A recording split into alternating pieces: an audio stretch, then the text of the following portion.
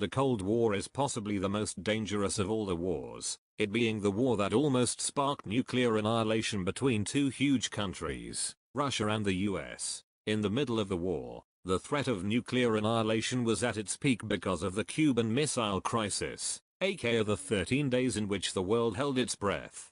In January of 1959, Fidel Castro had assumed power in Cuba and the US hated that, so on April the 17th, 1961 they decided to attack Cuba, but failed miserably in the Bay of Pigs invasion.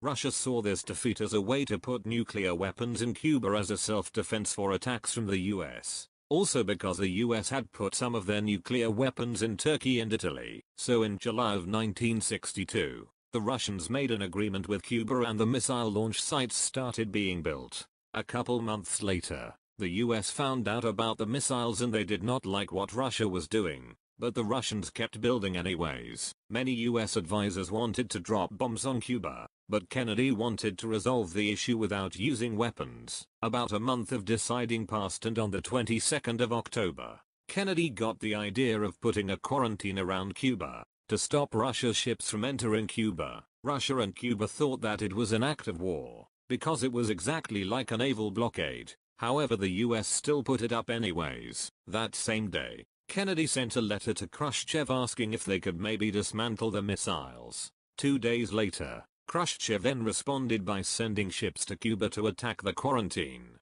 but all of them didn't make it. That same afternoon, an ABC News correspondent told the White House that he was approached by a Soviet agent, who told him that an agreement could be made. 2 days later, Khrushchev sent an emotional letter to Kennedy telling him that he didn't want to start a war. The next day, Khrushchev sent another message telling the US that if they would remove their missiles from Turkey and Italy, then they removed theirs from Cuba. That same night, Kennedy accepted the deal, and over about 13 days, nuclear war was avoided and the crisis ended.